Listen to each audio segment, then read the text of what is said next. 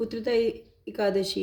युधिष्ठिर बोले, श्री कृष्ण कृपा करके पौष मास के शुक्ल पक्ष की एकादशी का महात्म बतलाइए। उसका नाम क्या है, उसे करने की विधि क्या है, उसमें किस देवता का पूजन किया जाता है।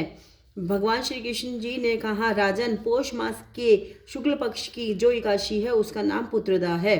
पुत्रदा एकादशी को नाम मंत्रों का उच्चारण करके फलों के द्वारा श्री हरि का पूजन करें। नारियल के फल, सुपारी, बिजोरा, नींबू, जमीरा, नींबू, अनार, सुंदर आंवला, लौंग, बेर तथा विशेषतः आम के फलों से देव देवेश्वर श्री हरि की पूजा करनी चाहिए।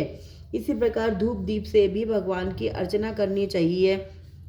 पुत्रदा एकादशी को विशेष रूप से दीप दान करने का विधान है।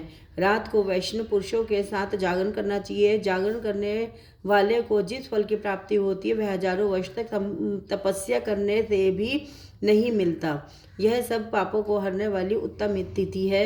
चराचर जगत सहित समस्त त्रिलोकी से इससे बढ़कर दूसरी कोई तिथि नहीं है। समस्त कामनाओं तथा सिद्धियों के दाता भगवान नारायण इस तिथि के अधिदेवता हैं।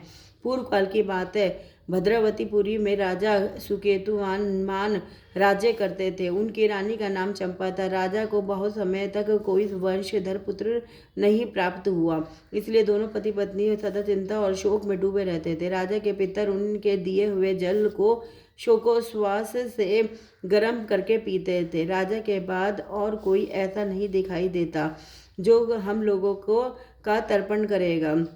यह सोच सोचकर पितर दुखी रहते थे।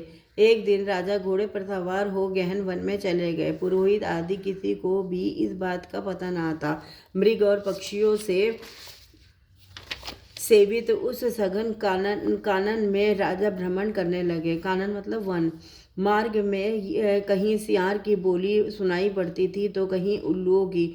जहाँ तहाँ भालू और मृग दृष्टिगोचर हो रहे थे। इस प्रकार घूम घूम कर राजा वन की शोभा देख रहे थे। इतने में दोपहर हो गई। राजा को भूख और प्यास सताने लगी। वह जल की खोज में इधर उधर भटकने लगे। किसी पुण्य के प्रभाव से उन्हें एक उत्तम सरोवर दिखाई दिया जिसके समीप मुनियों के बहुत से आश्रम थे। शोभाशाली नरेश ने उन आश्रमों की ओर देखा। उस समय शुभ की सूचना देने वाले शकुन होने लगे।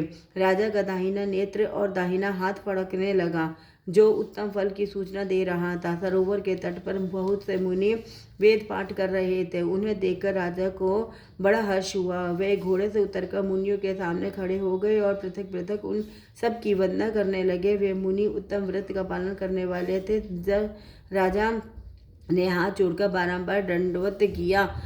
तब मुनि बोले, राजन, तुम हम लोगों पर राजन, हम लोग तुम पर प्रसन्न हैं। राजा बोले, आप लोग कौन हैं? आपके नाम क्या है तथा आप लोग किस लिए यहाँ एकत्रित हुए हैं? कृपया यह सब बताइए। मुनि बोले, राजन, हम लोग विश्वदेव हैं, यहाँ स्नान के लिए आए हैं। माघ मास निकट आया है। आज से 5वें दिन माघ का स्नान आरंभ हो जाएगा। आज ही पुत्रदा नाम की एकादशी है जो व्रत करने वाले मनुष्यों को पुत्र देती है। राजा ने कहा, विश्वदेवगण, यदि आप लोग प्रसन्न हैं तो मुझे पुत्र दीजिए। मुनि बोले, राजन, आज पुत्रदा नाम की एकादशी है। इसका व्रत बहुत विख्यात है। तुम आज इस उत्तम व्रत का पालन करो। महाराज, भगवान केशव के प्रसाद से तुम्हें पुत्र अवश्य प्राप्त होगा। भगवान श्री कृष्ण कहते, युधिष्ठिर, इस प्रकार उन मुनियों के कहने से राजा के उक्त उत्तम व्रत का पालन किया। महर्षियों के उपदेश के अनुसार विधि पूर्वक पुत्रदा एकादशी का अनुष्ठान किया।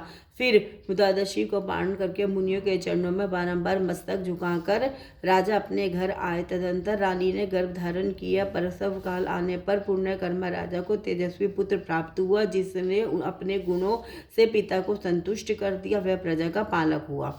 इसीलिए राजन, पुत्रदा का उत्तम व्रत अवश्य करना चाहिए। मैंने लोगों के हित के लिए तुम्हारे सामने इसका वर्णन किया है।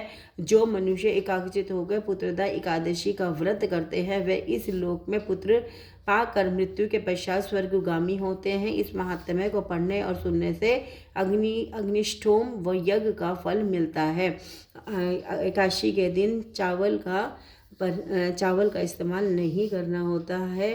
चावल को हमें पूजा में और चावल को हमें खाने में प्रयोग नहीं करना होता है। हरे कृष्ण कृष्ण कृष्ण हरे हरे, हरे राम राम राम हरे हरे, हरे कृष्ण कृष्ण कृष्ण हरे राम राम राम हरे हरे। लक्ष्मी नारायण नारायण नारायण, गोविंद नारायण नारायण नारायण। हर हर महादेव, हर हर महादेव, हर हर महादेव। ओमकारेश्वर ज्योतिर्लिंग महादेव की जय। ओमकारेश्वर ज्योतिर्लिंग महादेव की जय। ओमकारेश्वर ज्योतिर्लिंग महादेव की जय। हर हर महादेव। राधे राधे श्याम।